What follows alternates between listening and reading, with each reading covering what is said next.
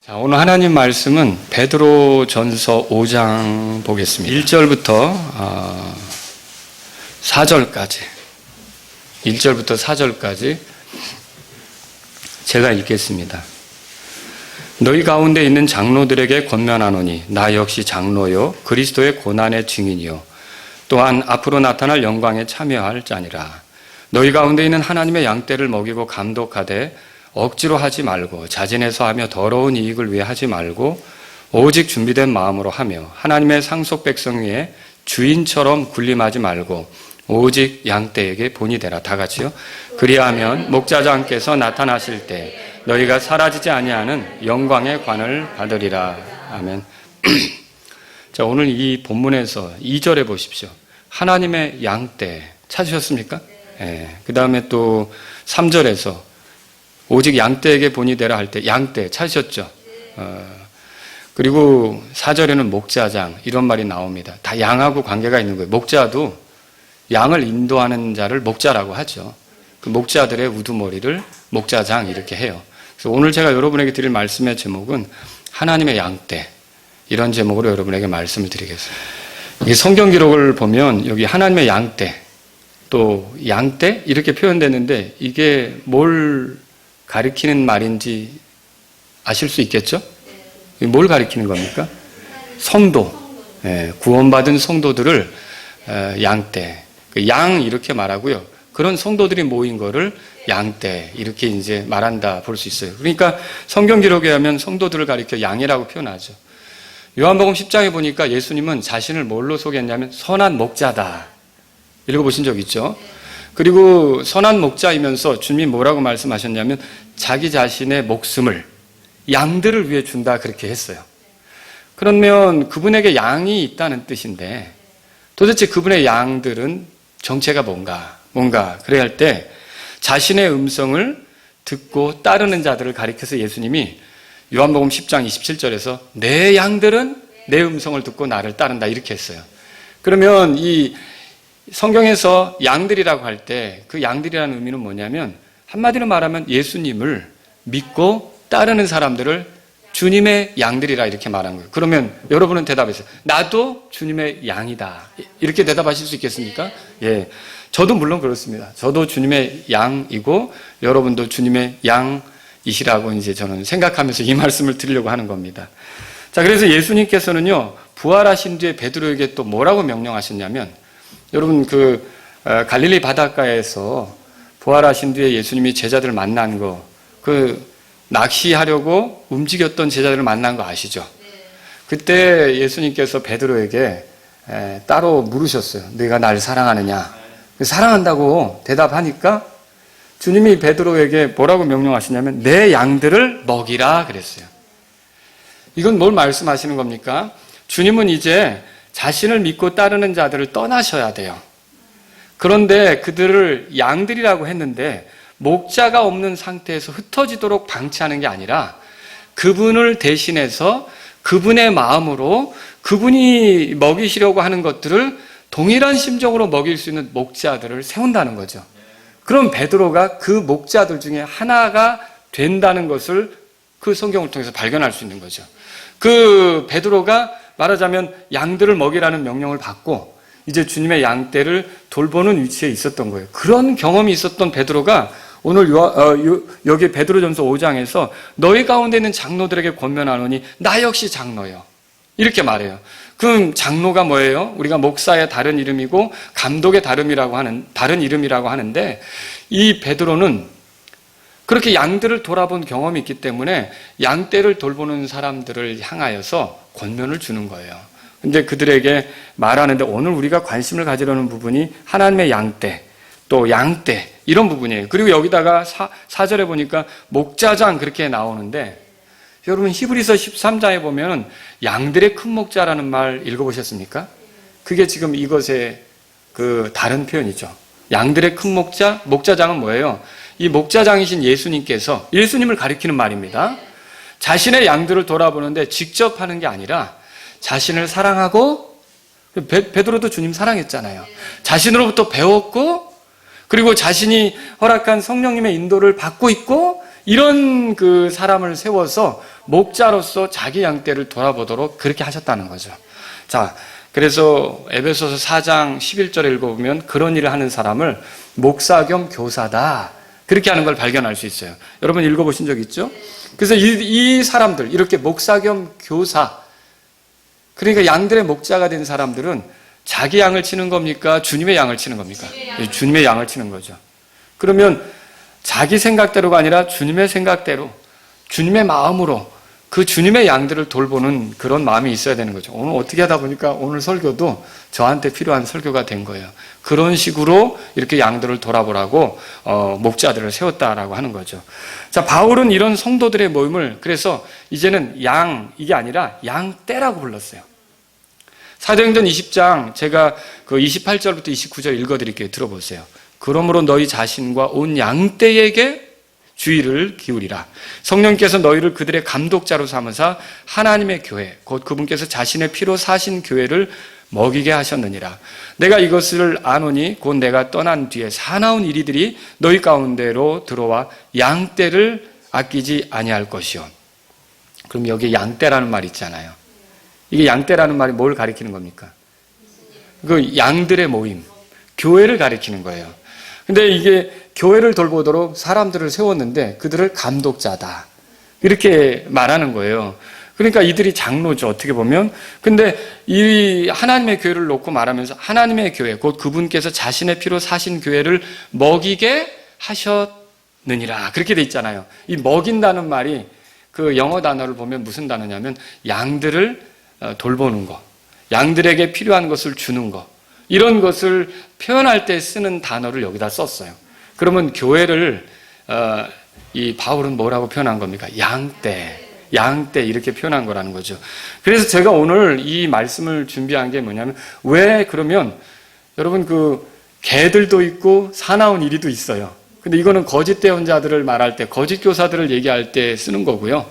그죠? 황소들이 있어요. 뭐 어떤 그 정치적으로 힘 있는 사람들을 표현할 때 황소들 이렇게 표현해요. 그런데 왜 성도들은 양으로서 이렇게 표현하는 걸까? 궁금하지 않으십니까? 여러분 다 양이라고 믿으시죠? 네. 그러면 왜 우리를 양이라고 하는가? 이것을 제가 오늘 여러분에게 말씀드리려고 하는 거야. 그래서 여러분들이 이 설교를 들을 때 우리가 주님과 이런 관계에 있구나, 이걸 깨닫게 될 거고요. 그 다음에 또 이 설교를 다 잘 듣고 나시면 우리가 하나님을 섬길 때는 이런 식으로 섬겨야 되는 게 맞구나, 이런 것들을 알게 될 거예요. 그래서 오늘 저는 두 가지로 왜 성도들을 가리켜서 양이라고 하는가, 하고 많은 짐승 중에서 양이라는 표현을 써서 성도들을 표현하는가, 이걸 우리가 좀 말씀을 통해서 보자는 거죠. 그러면 나 양이야, 이렇게 말하는 것이 여러분이 누구에게 말하더라도 왜 양이라고 그러는지는 잘 설명할 수 있을 거 아닙니까? 자, 그럼 두 가지는 뭐냐면, 첫 번째 이유가 있어요. 이것은 뭐냐면 예수님 없이는 살 수 없기 때문에. 그래서 예수님을 목자로 하고 우리는 그분의 양이라고 부르는 거예요. 그러니까 예수님 없이는 살 수 없는 존재이기 때문에 우리를 양이라고 부르는 거라는 거죠. 목자가 없다면 양들은 길을 잃어버립니다. 그러니까 양들은 혼자 살아가기가 어렵습니다. 그 목자 인도를 받지 못하면 이사야서 53장 6절에 이렇게 써 있어요. 길을 잃고 각각 자기 길로 갔다. 이게 목자이신 예수님 만나기 전에 우리 모습이에요. 구원받기 전에 우리 모습이에요. 우리 모습은 제멋대로 가는 거예요. 지금 이 시간에도요, 구원받지 못한 사람은 길을 잃은 사람과 같아요. 길을 잃은 양과 같은 거예요. 그런데 여러분이 구원 받으셨습니까? 그러면 목자를 만난 거고, 여러분은 그분의 인도하심으로 길을 잃어버릴 필요가 없는 거예요. 그거 걱정할 필요가 없는 거예요. 여러분 궁극적으로는 뭐 이렇게 좀 방황도 하고 여기 가서 꾸정물도 헐떡 이렇게 핥아먹기도 하고 저기 가서 엉뚱한 거 구경도 하고 이럴지 모르지만 그 목자가 우리를 인도하셔서 아버지 집으로 데려가는 걸 믿으시기 바랍니다. 근데 보세요. 이 베드로는 이런 성도들을 가리켜서 베드로 찾으셨으니까 베드로전서 2장 보세요. 베드로전서 2장 25절입니다. 한번 읽어보죠. 베드로전서 2장 20절 시작. 너희가 전에는 길 잃은 양 같았으나 지금은 너희 혼의 목자요 감독이신 분에게로 돌아왔느니라. 자, 여기서 우리를 표현할 때 전에는 길 잃은 양 같았다. 근데 지금은 구원받았다면 길 잃은 양 같은 거예요? 같지 않은 거예요? 같지 않은 거죠. 우리는 길을 잃은 게 아니에요. 우리는 목자를 만났어요.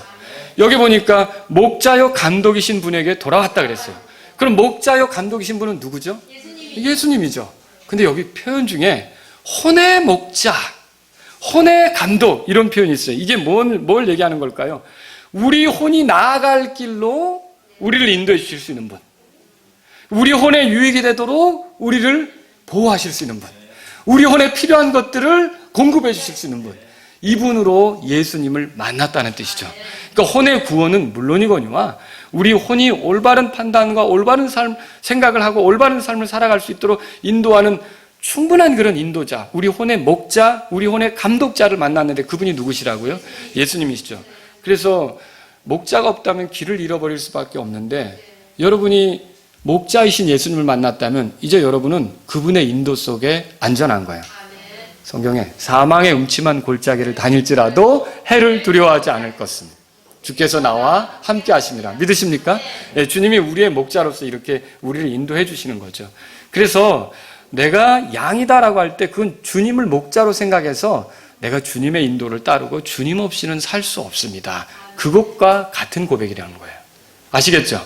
그냥 양이 색깔이 하얗고 순하고 좋아서 그게 아니라 나는 주님 없이는 살 수 없는 사람입니다. 이거를 우리가 양으로서 목자이신 주님 앞에서 표현하는 것과 같다는 거죠. 또 여러분, 목자가 없다면 양들은 위험한 순간에 구제될 수가 없어요. 양들에게 주어질 수 있는 위험한 순간은 여러 가지 사례가 있겠는데요. 몇 가지 예를 들어볼게요. 이게 양들이 이렇게 가다가 움푹 패인 구덩이에 빠져서 굴르면서 거기에 뒤집혀서 넘어질 수가 있어요. 그러면 다른 짐승 같으면 순발력 있게 일어날 텐데 이거는 특히 양이 털 있잖아요. 털 무게가 잔뜩 있고요. 다리가 털 때문에 짧아지면요. 바둥거리면 못 일어나는 거예요. 그러면 이때 어떻게 되느냐면 그 독수리 같은 그 사나운 짐승들은 시체를 뜯어먹잖아요. 어떻게 알고서 양이 곧 질식해서 죽을 것을 아는지 공중을 선회하는 거예요. 그러면 눈치 빠른 목자는 어떻게 하냐면 뭔가 자기 양떼에게 위험한 일이 생겼다는 걸 감지하죠. 아니나 다를까 저기서 울부짖는 양의 소리가 가냘프게 들려오면 어떻게 합니까? 그쪽으로 부지런히 달려가서 눕혀져 있는 그 양을 어떻게 하냐면 바로잡아 세워줘서 거기서 건져지게 한다는 거죠. 이게 목자가 해주는 일이라는 거예요. 또 양들은 뿔이 있는데 이게 이제 뿔 있잖아요. 말린 뿔. 그런데 이런 것들이 나뭇가지에 걸치거나 그러면 양들은 그냥 거기서 스스로 이걸 빼내지를 못하는 거예요. 그런데 사나운 짐승이 와도 도망가지도 못하고. 근데 목자가 있다면 상황은 달라지는 거죠. 목자는 어떻게 와서 그 가지를 부러뜨리든지 어떻게 해서든지 양의 그 뿔을 그 가지 나뭇가지 사이에서 빼내서 툭 엉덩이를 쳐주면서 가라고 할 수가 있는 거라는 거죠. 또 이제 양들은 사나운 짐승을 맞다면 우리 한번 맞짱 떠볼까? 양들이 그럴 수 있습니까? 양들은 절대로 그러지 못합니다. 그저 밥이 될 수밖에 없는 거예요. 그러나 목자가 있다면 어떨까요? 누가 싸워줍니까? 목자가 대신 싸우잖아요. 막대기 들고 사나운 짐승을 쳐서 물리쳐서 양을 안전하게 하는 거죠. 사나운 이리가 왔을 때도 그렇고. 여러분은 다윗이 골리앗과 맞서 싸우기 전에 했던 진술을 읽어보셨을 거예요. 그가 양떼를 돌볼 때 사자나 곰이 다가와서 자기 양떼를 움켜잡으면 그냥 쫓아가서 그걸 쳐가지고 그 입에서라도 그걸 빼냈다고 이렇게 하는 말을 읽어보신 적 있잖아요. 그만큼 목자는 어떻게 해요? 자기 양떼를 이렇게 돌보는 그런 일을 하기 때문에 여러분, 우리가 예수님이 내 혼의 목자고 내가 그분의 양이라고 할 때 이게 무슨 말이냐면요, 결국 예수님이 나의 보호자라는 뜻이에요. 내가 예수님의 보호로 살아가고 있고 예수님이 지키시기 때문에 살아가고 있다는 것을 고백하는 거죠. 사실 우리가 이 땅을 살아가는 동안 마귀의 그런 공격이 있어요. 여러분 그거 아시죠? 세상에 함정이 있어요. 우리가 거기 빠질 때도 있다는 거예요. 근데 거기서 누가 우리를 구출해 주느냐는 거죠. 예수님께서 건져주실 수 있기 때문에 예수님을 목자라고 하고 우리는 그분의 양, 이렇게 말하는 거라는 거죠. 또 목자가 없다면 양들은 제대로 먹지도 못해요. 이걸 잘 알아야 돼요. 양들이 얼마나 어리석은지 이 양들은 풀을 뜯을 때요, 아주 땅을 황폐하게 만듭니다. 그게 무슨 말이냐면 뿌리까지 다 뽑아 먹어요. 그래서 거기서 다시 뿌리가 있어야 또 시간이 지나면 또 나잖아요. 근데 양들을 그냥 두면 어떻게 되냐면 양들은 뿌리까지 파먹어요. 그래서 거기서 다시 뭐가 나오지 않게 황폐하게 만드는 거죠. 그래서 이게 목자는 어떻게 하냐면 적당히 양들이 풀을 뜯어 먹었을 때 다른 초장으로 인도를 해요. 그리고 그러면 다른 초장에 가는 동안 또 여기서 뿌리가 있으니까 풀이 또 나올 거 아닙니까? 그러면 또 나중에 거기서 또 다른 곳으로 옮겨 다니다가 이쪽으로 또 돌아올 수 있는 거예요. 근데 만약 목자의 인도를 받지 못하면 이 양들이 얼마나 어리석은지 그냥 거기서 아주 흙밖에 안 남을 정도로 파먹고 그렇게 살아간다는 거죠. 여러분, 성도들을 양이라고 하는 이유가 바로 이 뿌리까지 뜯어먹는 그런 양들처럼 그렇게 좀 어리석은 면이 있어요. 뭐냐면 지나치게 편식을 좋아해요. 하나에 빠져들면 균형 잡힌 걸 잃어버리고 그것만 파요. 그래서 이쪽도 보고 이것도 먹고 저것도 먹어야 되는데 거기에만 올인해서 그걸로 황폐하게 되는 성도들도 있어요. 예를 들어보죠. 그래서 뭐냐면 어떤 그리스도인은 갈라디아서 2장 20절만 붙잡아요. 내가 아니요 그리스도. 읽어보셨죠? 내가 아니요 그리스도. 그래서 그 초장에서만 말씀을 뜯어먹는 거예요. 그러다 보니까 어떻게 됩니까? 그거 지나치게 먹어서 결국 자신은 아무것도 할 수 없는 사람이라고 하는 결론에 이르고 또 주께서 주시는 능력도 부인하면서 게으름에 빠지게 되죠. 이게 황폐함이죠. 얘가 어리석어서 하나만 파먹는 거예요. 하나만. 그리고 또 어떤 그리스도는 어때요? 이제는 빌립보서 4장 13절에 내가 모든 걸 할 수 있다. 거기 그렇게 써 있잖아요. 모든 걸 할 수 있다. 그러니까 어때요? 그 초장에서 말씀을 뜯어먹는 거예요. 그래서 다른 것은 먹지 않고 그것만 열심히 먹어서 지나치게 먹어서 주님의 은혜도 모르고 내가 할 수 있다. 주님을 의지하는 것도 없고 그러니까 어때요? 굉장히 영적으로 은혜 없이 황폐하게 되는 속에 빠지는 거죠. 근데 이것을 적절하게 이것도 먹게 하고 이것도 먹게 하고 만들어주는 역할을 누가 하는 겁니까? 목자가 하는 거죠. 근데 주님은 그 일을 오늘날 또 교회 안에 목사 겸 교사로 세우신 그런 목자들을 통해서 이 일들을 하게 한다는 거죠. 근데 양들은 이것을 해주지 않으면요 그냥 하나만 빠져서 그것의 전부인 걸로 알고 그쪽으로만 달려가다가 영적으로 황폐함에 이르게 되는 거예요. 이런 것들을 막아주는 역할을 하는 거죠. 그래서 성도들에게는 오늘날 목자가 필요한 거고요. 내가 아니요 그리스도라는 초장에서도 먹어야 되고요. 내가 그리스도를 통해 모든 걸 할 수 있다는 초장에서도 먹어야 되는 거예요. 이게 균형 있게 가야 되는 거죠. 이런 균형 잡힌 양들의 삶을 도와줄 수 있는 게 목자란 말이에요. 근데 예수님은 우리의 목자예요. 우리가 그런 삶을 살 수 있도록 우리에게 은혜를 베풀어 주시는 분이 되신다는 거죠. 예수님은요 자신의 양인 우리가 균형 잡히게 갈 수 있도록 도와주시기 때문에 우리가 그분의 양이다 이렇게 말하는 건 우리는 그분의 인도를 통해 균형 잡히게 안정감 있게 또 이것도 알고 저것도 알고 풍요롭게 우리가 살아갈 수 있다. 그분 때문에. 이런 고백을 하는 게 우리가 주님의 양이라는 뜻이란 말이죠. 자, 목자가 없다면 양들은 어때요? 자기들끼리 또 되게 시끄러워요. 이거 잘 생각해 보세요. 양들은 외부 짐승, 이리가 나타났을 때는 당해낼 수가 없어요. 그 수가 많은데도요, 양이 뭐 100마리가 돼도 이리 한 마리를 못 당하는 거예요. 그래가지고 여기저기서 쓰러져 넘어가는 거예요. 그냥 목을 물어 뜯으면 양들이 이렇게 이제 당할 수밖에 없는 거죠. 그런데 보세요. 이렇게 외부의 적에 대해서는 꼼짝도 못하는 양들이 자기들끼리는 또 잘 들이박아요. 네. 다리를 막 이렇게 하면서 달려가가지고 이마를 퉁 받고 막 이런단 말이에요. 그래서 목자가 하는 일이 뭐예요? 머리에 기름을 발라줘요. 그럼 기름을 바른다는 건 무슨 의미냐면 사실 이 코 같은데 파리 같은 게 끼고 기생충 같은 게 여기 알을 깔 수도 있거든요. 근데 그런 기름 같은 게 여기에 발라주면 그런 해충을 막는 역할도 하지만 또 이게 뭐예요? 막 달려와서 휙 머리끼리 부딪혔는데 미끄러지게 만드는 거예요. 이게 그래서 부딪히지 않도록 해주는 거죠. 그런데 이런 양들처럼 그리스도인은 어떻습니까? 성도들 어떻습니까? 세상에 대해서 되게 약해요. 마귀에 대해서 정말 힘이 없어요. 어떻게 보면. 그런데도 그리스도인들끼리는 어때요? 이겨보려고 들이받기 시작하는 성도들도 있을 수 있다는 거죠. 염소 행동을 하는 그런 양들도 있을 수 있다는 거죠. 근데 이걸 누가 조종해주고 누가 막아주느냐네요. 그거예요. 그건 목자가 할 수 있는 거예요. 목자가 징계하고 목자가 막대기로 다루고 목자가 떼어놓고 이렇게 하는 거죠. 예수님은 우리에게 성령님을 허락해 하셔서 성령님이 하나 되게 하신 것을 힘써 지키면서 또 자신의 말씀의 막대기로 우리에게 징계하시고 가르치시면서 권면하시면서 우리가 이렇게 서로 다투지 않으면서 주님 앞에 갈 때까지 가게 하시는 분이라는 거죠. 근데 만약 이런 목자 역할이 없다면 어떻게 할까요? 구원받았다고 해놓고 계속 충돌하고 들이받고 혈기 부리고 이럴 수도 있는 거죠. 이런 것들을 바로잡아 주시는 분이 목자예요. 예수님은 자기의 양인 우리가 잘못했을 때 자신의 사랑 그리고 자신의 말씀 이런 걸로 우리를 가르치십니다. 그래서 이렇듯 성도들을 양이라고 하는 이유를 이제 제가 첫 번째 이유를 설명드렸던 거예요. 이건 뭐예요? 예수님 없이는 살 수 없기 때문에. 예수님 목자예요. 그리고 여러분이 나는 그 주님의 양입니다. 그분의 양입니다. 이렇게 고백할 수 있어요? 그럼 그게 무슨 뜻인지 알겠죠? 나 그분 없이는 못 삽니다. 여러분 그 고백할 수 있습니까? 그래서 교회는 뭐냐면 사실은 교회라는 모임은 그분 없이 살 수 없다는 고백이 있는 사람들의 모임이에요. 우리는 다 예수님 없이는 살 수 없는 그런 사람들로서 여기 모인 거죠. 두 번째로 드리고 싶은 말씀이 있어요. 이게 뭐냐면요. 제가 첫 번째는 목자이신 예수님 없이 살 수 없는 사람들의 모임이라 그랬죠. 두 번째는 뭐냐면 목자이신 예수님처럼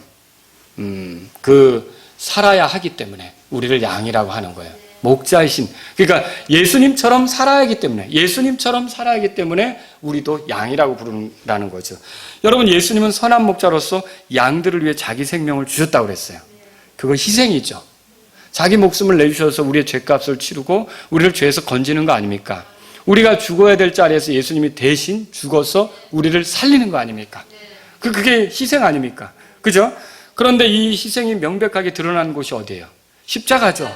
이 십자가에서 우리가 십자가의 공로로 지금 주님을 따르는 자들이 된 거 아닙니까? 근데 성경 기록은 예수님을 뭐라고 표현하느냐? 공교롭게도 예수님은 목자이시기도 하지만 양이라고 표현할 때도 있어요. 침례자 요한은 예수님을 뭐라고 표현했어요? 세상 죄를 제거하는 하나님의 어린 양, 그렇게 표현했죠. 이때 하나님의 어린 양이라는 말이 뭐예요? 이건 하나님께서 세우신 희생물이라는 뜻이에요. 하나님께서 기쁘게 받으실 만한 희생물이라는 뜻이에요. 하나님께 가까이 나아가려고 하는 사람들을 위해 꼭 필요한 희생물이라는 뜻이에요. 그래서 예수님이 하나님의 어린 양이라는 소리를 들었죠. 이사야 대언자 아시죠? 이 이사야 대언자는 예수님에 대해서 이렇게 말했어요. 도살장으로 향하는 어린 양. 여러분 이디오피아 내시가 그거 읽었잖아요. 그 다음에 또 털 깎는 자 앞에서 잠잠한 양. 이사야서 53장 7절에 써 있어요. 그러면 이때 털 깎는 자 앞에 잠잠한 양, 그리고 도살장으로 이렇게 향하는 어린 양, 이거 뭐 의미합니까? 이거는요, 저항하지 못하는 존재를 표현하는 거예요. 저항하지 못하는 존재. 그러면 이건 뭐에 저항하지 못하는 존재를 가져다가 예수님을 표현했을까? 이게 다른 게 아니라 하나님의 뜻이 있을 때 그 하나님의 뜻에 대해서 저항하지 않으시는 거예요. 그게 예수님의 모습이에요. 그래서 죽기까지 어떻게 했다 그랬어요? 순종하셨다 그랬잖아요. 그게 하나님의 뜻이라고 확인되면 저항하거나 반기를 들거나 자기 생각을 내놓거나 자기 의견을 말하거나 나 그렇게 못하겠다고 이렇게 딴전 피우거나 이게 아니라 하나님의 뜻이라고 확인되면 저항하지 않고 순순히 따르시는 모습이 누구의 모습이에요? 그러니까 예수님의 모습이라고 하는 거죠. 그런데 여러분 베드로전서 찾으셨으면 1장 보세요. 2장, 베드로전서 2장 거기 아까 있는데 21절.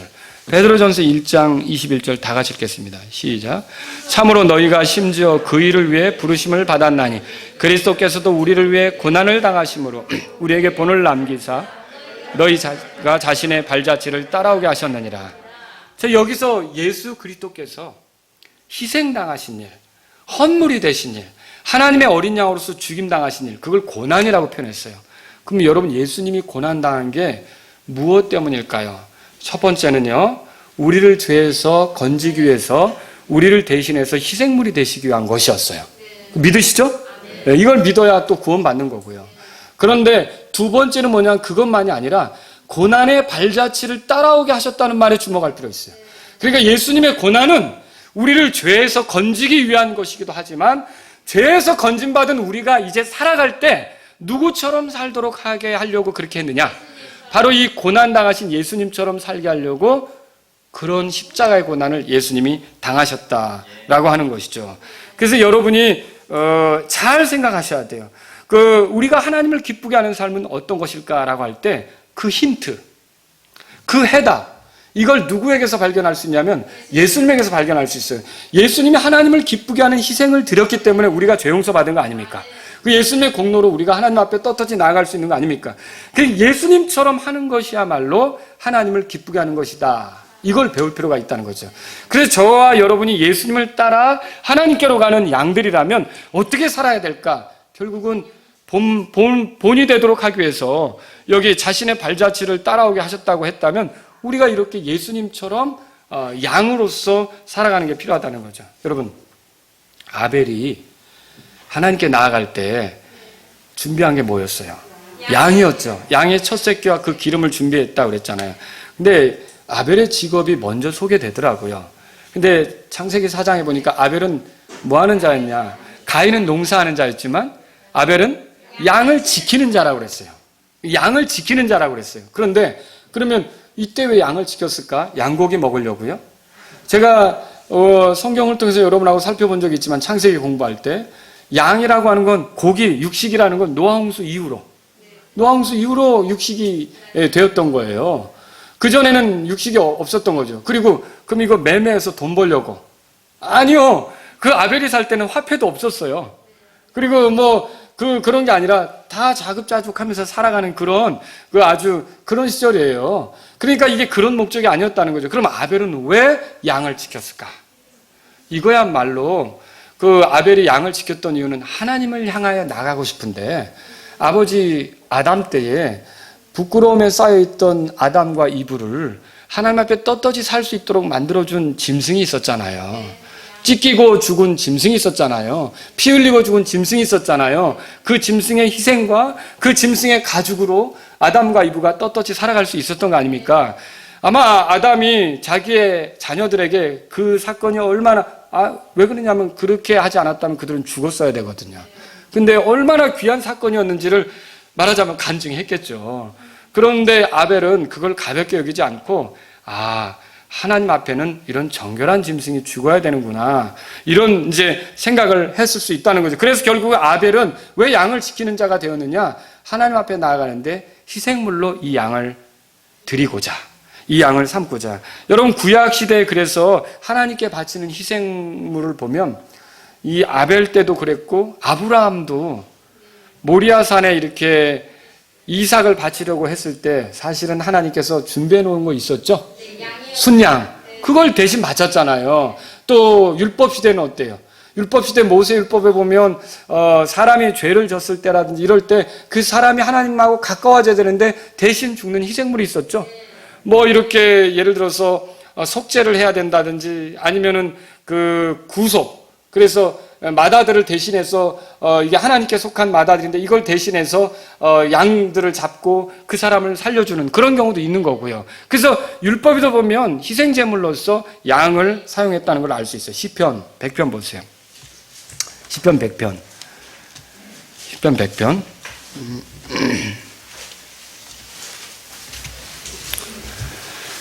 근데 제가 지금 그런 그 양이라는 짐승이 성경에 등장할 때 그런 의미가 있다는 것을 여러분이 좀 한번 생각해 보시도록 이렇게 인도하는 거예요. 시편 100편에 보세요. 그러면 거기에 모든 땅들아 너희는 주께 즐거이 소리칠지어다. 즐거움으로 주를 섬기고 노래하면서 그분 앞으로 갈지어다. 그분께 가까이 가는데 3절 한 3절 읽어보죠. 시작. 주 그분께서 하나님이심을 너희는 알지어다. 우리를 만드신 이는 그분이시요 우리 자신이 아니니 우리는 그분의 백성이요 그분의 초장의 양이로다. 이 시편 기록자가 우리는 우리를 만들지 않았다. 우리를 만드신 분은 따로 있다. 그분이 우리의 목자고, 그러니까 말하자면 우리는 그분의 뭐라고 돼 있어요? 양이라고 돼 있죠. 그분의 양. 근데 이 구절하고 바로 이어서 나오는 구절이 4절이에요. 제가 읽어봅니다. 감사와 더불어 그분의 문들에 들어가며. 그분의 양들에게 하는 말이에요. 찬양과 더불어 그분의 뜰에 들어가서 그분께 감사하고 그분의 이름을 찬송하리로다. 그렇게 돼 있어요. 그러면 여기 그분의 문들에 들어간다, 그분의 뜰에 들어간다, 거기에 있는다 이렇게 말하고 있는데 초장인 양이 그분의 문에 들어가고 그분의 뜰에 들어가는 걸 뭘 얘기할까요? 여러분, 그분의 뜰은 성전 뜰과 같아요. 하나님의 집들이에요. 하나님이 거하시는 뜰이에요. 그런데 그 뜰에서 하는 일은 뭘까요? 다른 게 아니라 희생이에요. 히브리서 13장 15절에 보면 이렇게 써 있어요. 그러므로 우리가 그분으로 말미암아 계속해서 찬양의 희생을 하나님께 드리자. 그것은 곧 그분의 이름에 감사를 드리는 우리 입술의 열매니라. 여기 그러니까 찬송과 그 다음에 감사 이런 것들은 다 희생과 관계가 있어요. 근데 그분의 뜰에 들어가서 희생한다는 거예요. 근데 여러분 보세요. 양이 무엇 때문에 그분의 뜰에 들어갑니까? 실제로 성막이 있고요. 초장에 있던 양이 어느 날 그 성소로 들어가요. 그러면 어느 날 그 성소로 들어가는 양은, 그분의 문으로 들어가는 양은, 그분의 뜰에 거하게 되는 양은 거기서 무엇 때문에 들어갈까요? 풀 뜯어 먹으러 들어가나요? 아니죠. 무엇 때문에 들어가죠? 희생 제물이 되기 위해서 들어가는 거예요. 희생 당하기 위해서 들어가는 거예요. 그럼 이건 뭘 말하고 있습니까?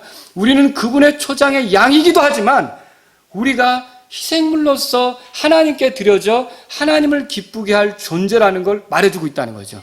내가 양이라고 하는 건 나의 삶의 희생을 통해 그분이 영광 받으셔야 된다는 걸 여러분이 인정하는 것과 같다는 거죠. 로마서 12장에 뭐라고 써 있습니까? 제가 읽어드립니다. 그러므로 형제들아, 내가 하나님의 긍휼을 힘입어 너에게 간청하노니 너희는 너희 몸을 거룩하고 하나님께서 받으실 만한 살아있는 희생물로 드리라. 그것이 너희의 합당한 섬김이니라. 우리의 죄를 해결하기 위한 희생물은 오직 예수님 한 분이십니다. 그렇게 믿으십니까? 그 그리스도로 인해 죄들을 용서받고 이제 하나님 앞에 서서 하나님을 섬길 수 있게 되었다면, 그런 섬길 수 있게 된 사람의 섬김의 방식은 뭐냐면, 그러므로 형제들아 나온 것처럼 살아있는 희생물로서 섬기는 것. 그래서 예수님처럼 섬기는 것. 희생물로서 섬기는 게 하나님이 기뻐하는 섬김이라는 걸 성경이 말하고 있다는 거죠. 물론 우리가 이렇게 희생물이 된다고 해서 그 희생물이 되는 삶으로 구원받습니까?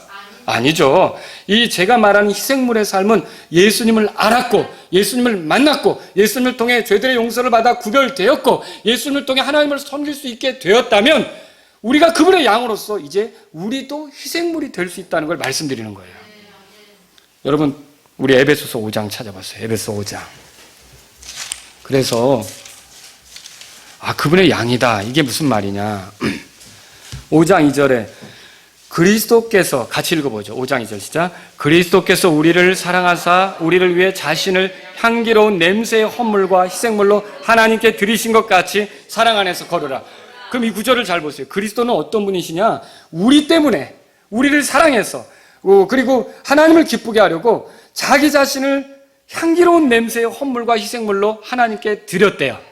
그런데 우리더러 뭐라고 말하냐면 바로 그분이 그렇게 하신 것처럼 너희도 그렇게 살라는 말이에요. 그러면 사랑 안에서 걸으라는 말을 풀어보면 무슨 뜻이냐면, 그리스도께서 우리를 사랑하셨고 하나님을 사랑하셔서 자신을 희생물로 드린 것처럼 너희도 하나님을 사랑하고 하나님께서 사랑하신 사람들을 사랑하고 하나님께서 불쌍히 여기는 사람들을 사랑해서 너희 자신을 그런 희생물로 드리라는 뜻이에요.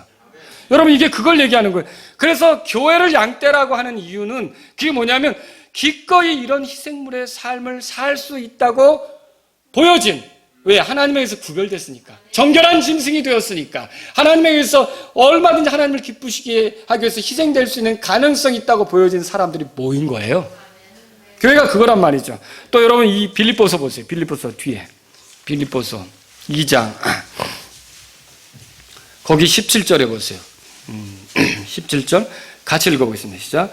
참으로 그러하며 또 너희 믿음의 희생과 섬김 위에 내가 헌물로 드려질지라도 나는 기뻐하고 너희 모두 함께 기뻐하리니. 여기 너희는 빌립보 교회 성도들이에요. 근데 바울이 볼 때 빌립보 교회 성도들은 믿음의 희생, 섬김이 있었다는 거예요. 그러니까 이 빌립보 교회 성도들의 섬김이라는 건 희생적인 섬김이었어요. 자기를 죽여서 다른 이들을 살리는 거예요. 희생물이 뭐예요?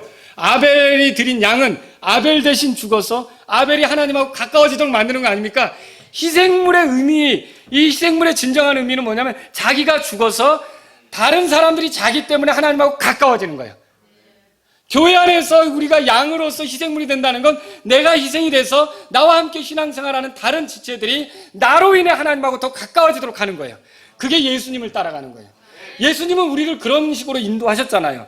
그럼 예수님만 그렇게 사는 게 아니라 우리가 예수님이 하신 것처럼 우리도 해야 되는데 어떻게 하느냐? 그 예수님이 우리 안에 계시기 때문에 우리 스스로가 희생이 되어서 다른 이들이, 우리가 죽어서 다른 이들이 하나님하고 더 가까워지도록 이렇게 하는 것이 이 희생의 의미라는 거죠. 근데 여기다가 덧붙여 바울은 뭐라 그랬냐면 여기다 내가 헌물로 드려질지라도 나는 뭐라고 돼 있어요? 기뻐하고 기뻐하는. 헌물이 뭐예요? 제단에 올라가서 죽는 거 아닙니까? 내가 너희를 위해, 복음을 위해, 하나님을 위해 죽어지더라도 나는 기뻐하고 기뻐하리라. 여러분, 예수님이 십자가에서 우리 죄 때문에 죽으실 때 인상 쓰셨다고 생각하세요? 아, 내가 왜 이런 일을 당해야 되지? 진짜 하나님의 뜻은 왜 이렇게 뒤틀려 있지? 막 이랬다고 생각하세요? 아니요, 우리가 이사야서를 읽어보면 그분은 기쁨으로 그 일을 하셨고요. 히브리서에 보면 12장에 뭐라고 나오냐면 자기 앞에 놓인 기쁨을 생각하사 그것을 아무것도 아닌 것처럼 개의치 않으셨다고 돼 있어요. 그래서 우리가 이런 바울의 이 이야기를 읽을 때, 바울의 진술을 읽을 때, 자신이 찢겨지고, 자신이 망가지고, 자신이 손해보고, 자신이 희생당하면서 하나님이 사랑했던 사람들이 세워지는 게 바울에게는 엄청난 기쁨이었다는 거죠.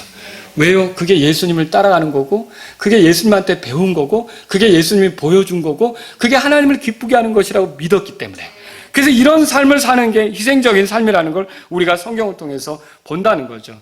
그래서 주님이 우리를 양떼로 삼으신 것은 우리가 살아있는 희생물로 하나님을 기쁘도록 하기 위해서입니다.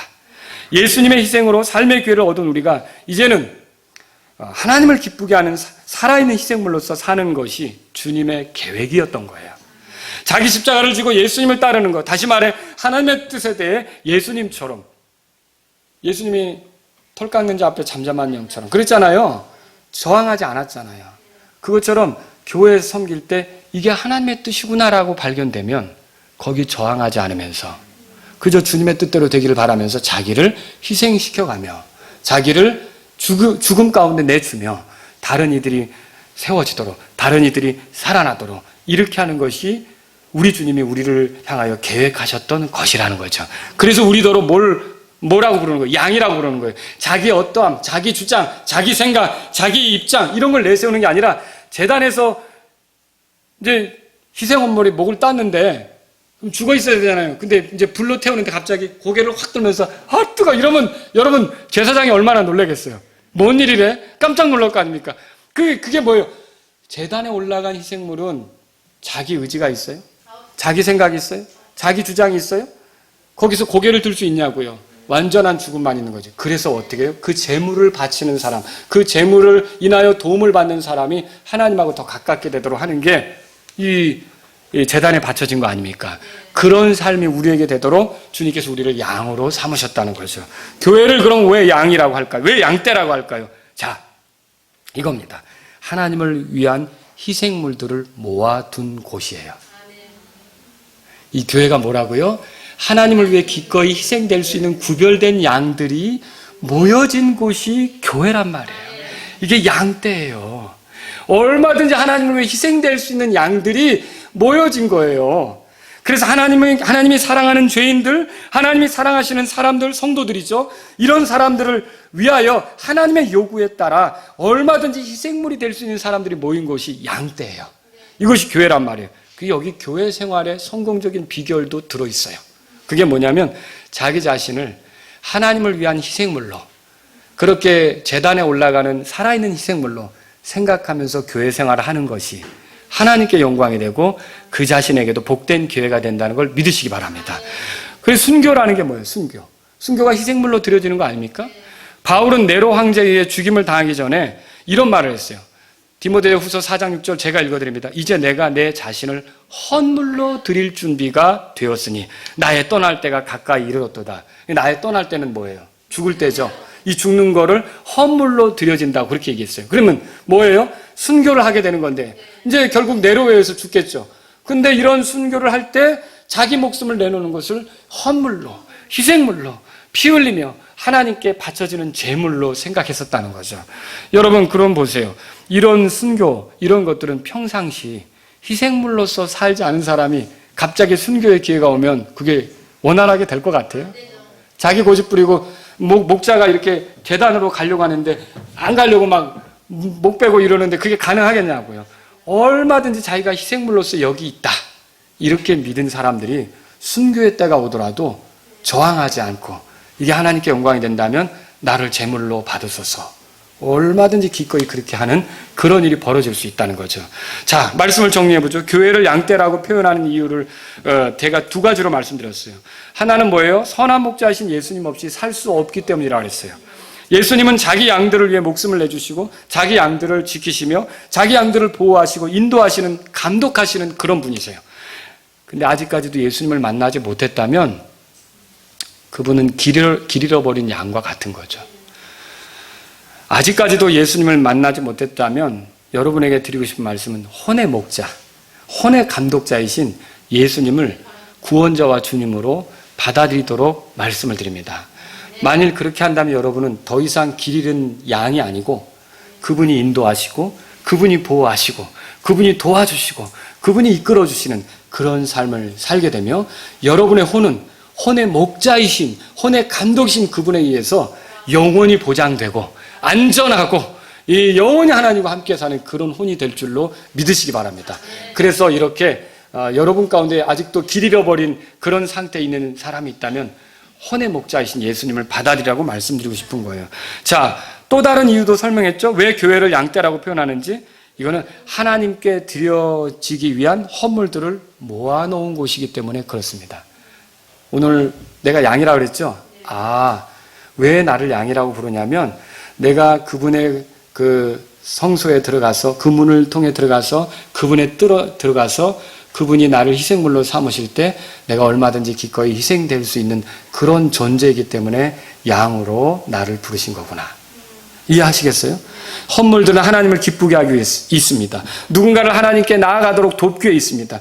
교회에 섬기면 다른 이들이 하나님과 가까워지도록 그렇게 헌신하는 데 있는 게 교회 섬김이에요. 여러분이 시간 가지고 있고요. 물질 가지고 있고요. 재능 가지고 있고요. 어떤 기회가 오든지 그런 기회를 하나님을 위해 쏟아부어서 그러니까 깨트려서 그러니까 그걸 희생시켜서 다른 사람이 더 주님을 알고 다른 사람이 더 주님과 가까워지도록 이렇게 하는 게 희생물의 삶이라는 거죠. 살아있는 희생물의 삶이라는 거죠. 주님께서 원하는 교회는 언제든지 이렇게 주님께 드려질 희생물이 가득한 그런 교회예요. 여러분 그렇게 믿으십니까? 선교사가 되든 전도자가 되든 교회 개척자가 되든 아니면 교회를 세우는 그 성도로서 동역자가 되든 여러분 자신을 희생하며 사람과 하나님을 섬길 사람들의 모임이 양떼예요. 양떼. 이걸 오늘 배워야 돼요.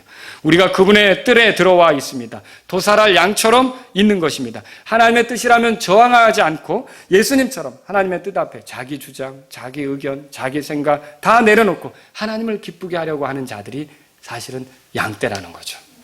우리가 그런 존재라는 거예요. 올바른 성도는 주님 없이 살 수 없다는 믿음으로 주님을 의지합니다. 올바른 성도는 자신이 이제 살아있는 희생물로서 주께 드려집니다. 이게 투견장이 아니에요. 교회가 투견장이라고 생각하시면 안 돼요. 교회는 양떼예요. 희생물로 하나님이 원하시면 내 차례를 기다리고 있고 내가 거기에 올라가면 얼마든지 죽임당하는 것을 기쁘게 여기는 그런 희생물들의 몸이라는 거죠. 희생물이 가득한 교회는 건강한 교회예요. 주께서 원하실 때마다 희생물로 드려지는 양들이 가득한 교회는 건강하다는 거죠. 순교요? 순교 뭐예요? 주님의 목숨을 내놓는 거잖아요. 순교 갑자기 이루어지는 거 아닙니다. 교회에서부터 살아있는 희생물의 삶을 살아간 사람들이 그런 교회가 올 때 타협하지 않습니다. 근데 만일 내가 교회 안에서 내 지체들을 용서하지 못하고 내 지체들을 위해서 희생하지 못하고 내 지체들로 인해 손해보는 것을 억울하게 생각하고 이렇게 한다면 어떻게 순교를 감당할 수 있겠습니까? 바울은 자신을 헌물로 드릴 준비가 되어 있다고 했어요. 사도행전 21장 보시고 말씀을 마치겠습니다. 사도행전 21장 보세요. 바울이요 3차 전도여행을 마칠 무렵 예루살렘으로 올라가면 이방인들의 손에 결박받는다는 그 계시를 받았어요. 그래서 누구는 바울더러 올라가지 말라고까지 이렇게 얘기를 했어요. 그런데 그런 사람들 앞에 바울이 뭐라고 합니까? 자, 보세요. 11절에 우리에게 이르러 바울의 띠를 가져다가 자기 손발을 묶고 이르기를 성령님께서 이같이 말씀하시되 예루살렘에 있는 유대인들이 이 띠의 임자를 이같이 묶고 이방인의 손에 넘겨주리라 하신다. 그럼 무슨 말이에요? 바울이 결박당해서 이방인들에게 넘겨진다는 소리죠. 자, 12절 우리가 이것들을 듣고 그곳 사람들과 더불어 그에게 예루살렘으로 올라가지 말 것을 간청하며 그래서 예루살렘에 올라가는 바울은 뻔해요. 붙잡힐 거예요. 이게 주님으로부터 온 계시니까. 그래서 올라가지 말라고 간청했단 말이에요. 그때 바울이 뭐라고 대답합니까? 13절을 다 같이 읽겠습니다.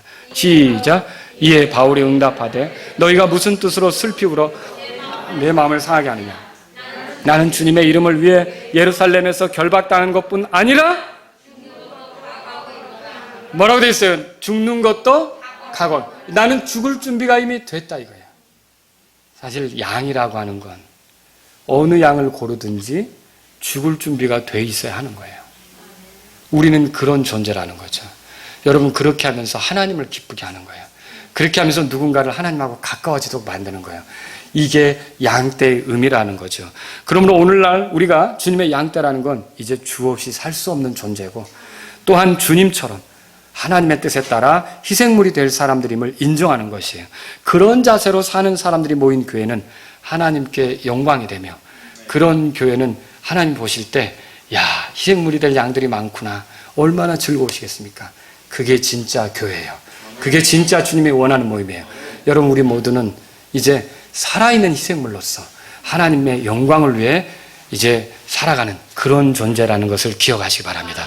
다 같이 일어서시겠습니다. 337장 아까 불렀던 찬송 3절 4절을 드릴 때 여러분 중에 내가 양떼라는 게 좋은 것만 누리는 게 아니라 이렇게 주님을 위해서 희생당할 기회도 받아들인 거군요.